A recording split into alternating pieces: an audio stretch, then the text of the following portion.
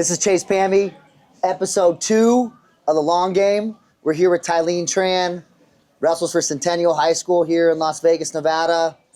And Tylene's been wrestling for 4 years. She's been here at Gold Rush. She used to be a competitive cheerleader, right? Yep. And then played some flag football. And one day I got a call and from her mom and said, hey, she wanted to try wrestling. So, hey, let's start right there with your story, all right? Found wrestling, how you found wrestling, but you started off in competitive cheerleading, right? That was kind of like your first sport. What was that like a little bit? You came up through that, you did some gymnastics. I've seen you be able to do some back tucks and some cool things like that. So how'd you get started in that? What was that like? And then maybe talk about your transition for a minute into flag football. Let's hear about your early start in athletics. So I went into wrestling. I didn't even know that was a sport at first. We're not talking about wrestling yet. We're talking about how you got into competitive cheer. We'll get to the good stuff. Okay. How'd you start in competitive cheer? What was that like? What was your interest, right? Because I think we've talked about it before. Mm-hmm. You really wanted to be, that was what you thought was going to be your trajectory. So talk about that a little bit, and then and how flag football came into that, and then how that kind of transitioned you into wrestling. So I started off as a cheerleader. I was a girly girl. I loved competing. I've always loved being in front of a crowd, and I think flag football kind of came into place when it's hard to think. Yeah, so you were doing cheerleading, right? I remember if it Yeah. was COVID, you kind of got into flag football. I don't think you played very long, right? It was just a season No, it was or two. just a season. Yeah. How long were you doing competitive cheer for? I did competitive cheer for 7 years. Wow. Mm-hmm. Okay, what did you enjoy about that? I think just being in front of the crowd. I just had so much fun, performing and entertaining people. It's just my thing. It's always been my thing. Yeah. So you enjoyed that? What was the thing maybe you didn't like about competitive cheer? What was give a little bit of that side? I would say probably the team. Sometimes girls would get catty. It was just a team, to be honest. We had our good moments, but we also had a lot of bad moments. So. Yeah, and you really couldn't wrestle at that point, so they probably would have beat you up, huh? Probably. Okay, so that's kind of competitive cheer, a little bit of flag football, and let's talk about how you got into wrestling. Now you started at Gold Rush, right? I remember your first day. I have the picture. I have the picture from your first day of wrestling. That first class we did over at the old gym. What made you want to try wrestling? Because your brother was in it, right? Mm-hmm. He's doing practice. He's enjoying it. I remember you coming in with your mom and watching practice, and I get a call that, hey, my daughter wants to try wrestling. What piqued your interest about it? Honestly, just seeing all the other girls join wrestling, I saw that they could do it too. So I remember watching Emma Albanese, Kezra McKenzie. I just saw them, and I was like, I could do it too. Yeah. And I think it was something that was pretty natural for you. You had the body control from dance, and then you get into wrestling in 8th grade. Now, that first year was rough, if I remember correctly. Rough. I remember. I got thrown into the big competitions right away because of quarantine and everything. It wasn't like normal wrestling. And you wrestled 95% boys. Yep. Yeah. Mm-hmm. I remember her first tournament. We went to Bullhead City, and she had to wrestle the boys, and then she comes back to practice on Tuesday. She's losing hair. She had ringworm. She had ringworm, and I thought that was going to be it. I thought that was going to be. Shave my head. I thought that was going to be the end for sure. I thought she was going to be done, but you kept wrestling through your 8th grade year. You really stayed committed to the whole thing, and then one year of wrestling, you get to high school. You're going to Centennial High School at the time under Coach Don McGregor, and you get ready to start your high school career. Tell me a little bit. What was your expectations going into high school? What were you thinking? What were you feeling? Honestly, I did not expect to get second place at state that year.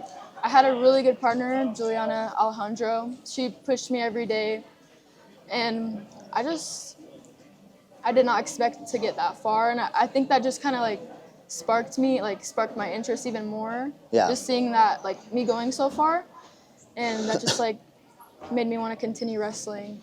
You came into that year with some expectation a little bit, but I think, like you said, I don't think people expected you to maybe do what you did Yeah, a lot of your people freshman didn't even year. know who I was. So I Yeah. think, And so get to the state tournament. You are inches away from a state title as a freshman. You're wrestling a senior and come out, get the first takedown, and 10 seconds left, I remember you're in on a shot. I believe you're in on a shot, right? And you go to try to finish it, and time ran out. I think you had maybe 10 more seconds. Probably get the W, get your hand raised. Okay, so that's end of your freshman year. Start going into the off season or freestyle Greco season, and we go to Fargo Nationals that year. And right now, we're getting ready for Fargo, right? Yes. We're Fargo focused. So talk to me a little about the first time going into that competition, the Fargo Dome, all the athletes, the big atmosphere, everything like that. What's going on? Give me a little bit behind the scenes of what you're feeling. I was just so excited. I remember being so excited. It was my first time seeing a tournament that big. And I didn't have any expectations for myself. I just wanted to have fun. And that's what I was doing. I had so much fun that year. Yeah. I remember, if I remember correctly, we had a handshake. We did have a handshake. And we never used that since. We need to I get don't know back what to happened. I think you fell off. I don't know. I think we need to up that handshake. Yeah, I think we got to bring that back because Yeah. you wrestled very freely without pressure. And I think we've talked about this before, right? One of the challenges for you sometimes is putting that added pressure on yourself to win, to go out and perform and almost be perfect in what you're doing. And we've discussed like, hey, this isn't something that you're going to do perfectly. You're going to make mistakes. You're going to learn in the process. You're trying to be the best version of yourself. But I remember you wrestled so free, so open, and we get to the later rounds. You're pretty close to placing, and man, the heartbreak. That was a close match too. I think you're winning the match. So remind me how that went. That match went. I'm pretty sure I was up. Not to bring up bad memories. Oh no, it's okay. I think I was up. I want to say I was up by 8 points, and I was about to tech her in the last 20 seconds. She threw me. Head and arm. Yeah, I got caught in a headlock. And I think I'm over in the corner yelling, anything but tie up, Tylene. And I Anything tied but tie up. Yep. And guess what she does? Yeah, she ties up. She ties up. Gets thrown and gets pinned. Oh man, the heartbreak. As a Yeah. coach, you don't know what to say in those moments. You're angered, you're frustrated, you're sad, you're all these kind of things. And then I remember you just come off the mat and drop to the ground, and I mean, I was devastated. in a ball of tears. Eventually, we got you back, and we talked about all of it. So, really cool thing comes out of that, though. I don't think I expected. I don't think anybody else did. But you hit the national rankings for the first time. What does that do to you? What kind of impact does that have on you and your mind? For me, that put a lot of pressure on me. Like, I remember after that, I had like a really high expectation for myself, and that just kind of made me freeze up in my wrestling, and it wasn't good. I just had the wrong mindset. Yeah, and I think since then it's something that's been hard for you. We've talked about it, you know, and so let's dive in for a moment a little bit into that part of your journey, right? I think there's some great highs along the way, and we'll come back to that. But like, let's talk about the pressure. What advice would you give to younger wrestlers, or even a younger version of yourself when it comes to putting pressure on yourself? I'm gonna give you a minute to think about it. It's all right. I forgot. You know, there's a lot of things you can focus on, right? But your younger self, a couple years ago, you're getting ready, or you have a young athlete, right? You're a coach at Gold Rush. Tylene's a great coach. We don't have many high school coaches that I personally trust to run youth classes. She can run classes. I trust her to run classes all the way from 3-year-olds all the way up to 13-year-olds. And she does a really great job of it. Her enthusiasm, her excitement, the energy she brings to the classes is always really exciting. So think about those athletes. And what would you say to them, right? Who for the heck of it, like you always have an athlete that sticks out. Maybe who's one of your favorite athletes in one of your classes? I think Davina is a really good Davina? athlete. Okay. So Davina is a little strong, stud, 10-year-old little girl. And so think about her, and you're about to leave the college in a year. What's the one thing you would say to her, like, hey, I got one phrase to tell you before you leave, and this phrase could change the trajectory of your career. What are you telling her? I would just tell her to be thankful for the opportunity, to be honest. A lot of people don't get that opportunity to wrestle. Like, some people, like, they can't even wrestle. So I think just trust in your training and be thankful for the opportunity. That's great advice. And sometimes that advice is even great. I know when people are talking to me and asking questions, and then I answer a question, and then I think about what I just said and how I answered, and I'm like, oh, that's good advice for me. So might be good advice for you, right? So Yes. let's talk about your last 2 years to kind of sum everything up. You know, it's some heartbreak. For sure. It's real heartbreak in the realm of sports. In the bigger realm of things, look, there's bigger things than just wrestling at the end of the day. But sophomore year, junior year, I think you're fully expecting to go win state titles both years. For sure. And heartbreaks. Sophomore year, you're out there, you're competing against a girl from up in Reno, and match doesn't go your way, right? Doesn't happen the way you think it's gonna happen. What's the raw emotions you're feeling? The whistle blows, you walk to the center. What are those, or do you even remember those feelings?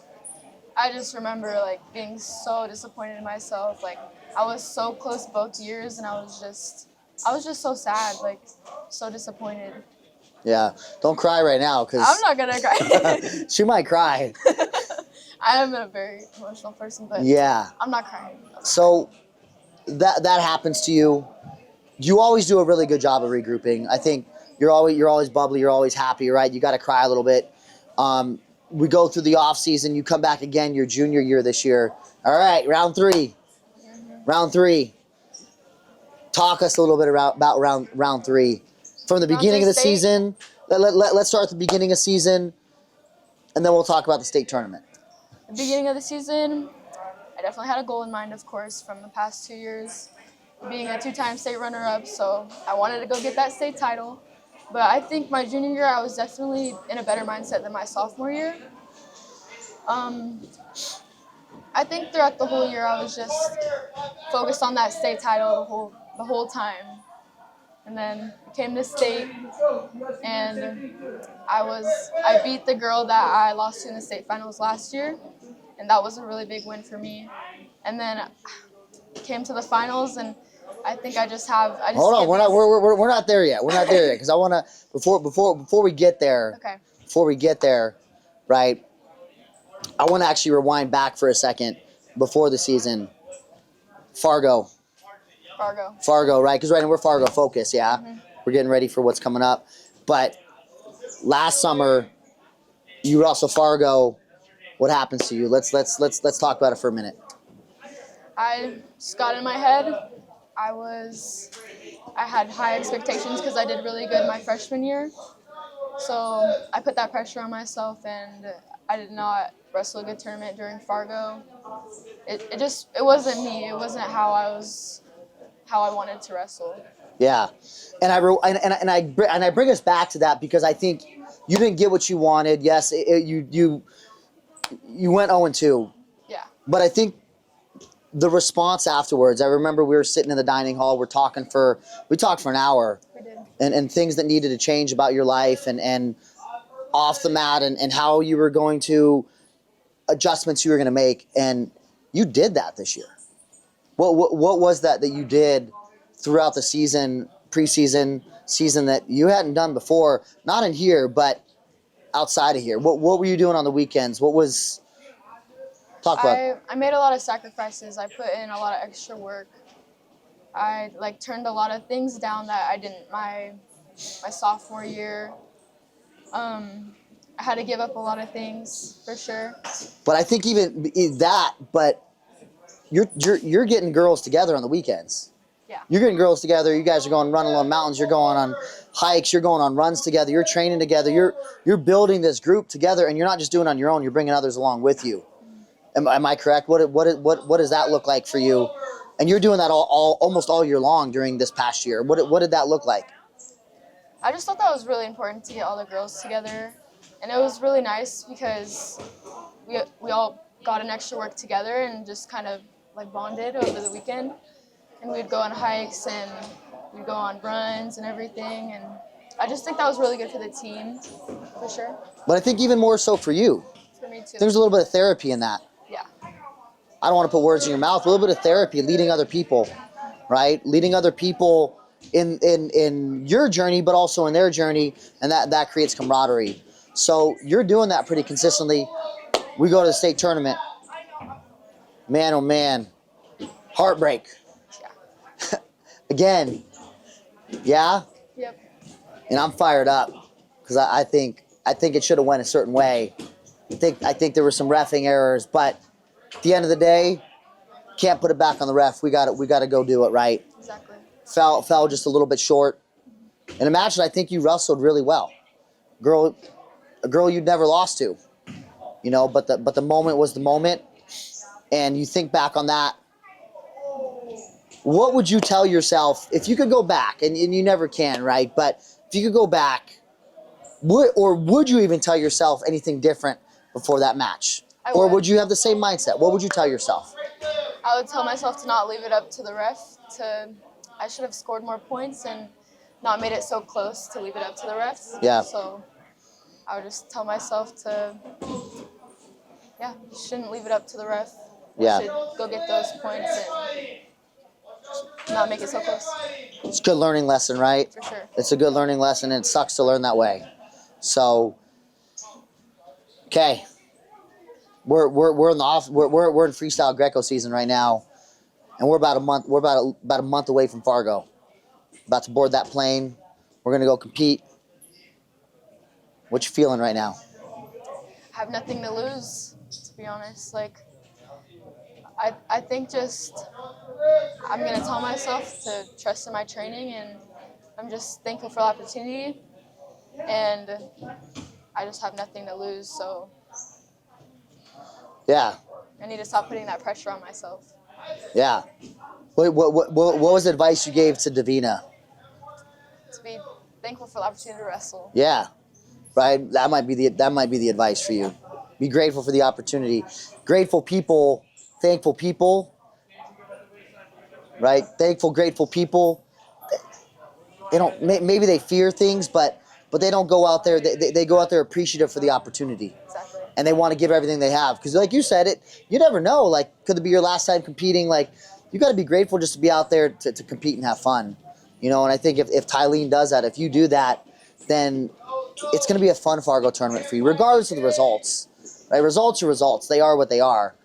But if you can go out there and give your best effort and enjoy doing it and wrestle free and wrestle open, then I think it's going to be a pretty enjoyable process, and I look forward to it. So, hey, as we close up, do you have anything that you want to say? Any final thoughts, any final words? I would just say, don't let the pressure get to you. Just be thankful for the opportunity to wrestle and trust in your training, and yeah, just have fun with it. Heck yeah. Thanks for being with us today on The Long Game. This was episode 2. Like, subscribe, follow. Good stuff. All right.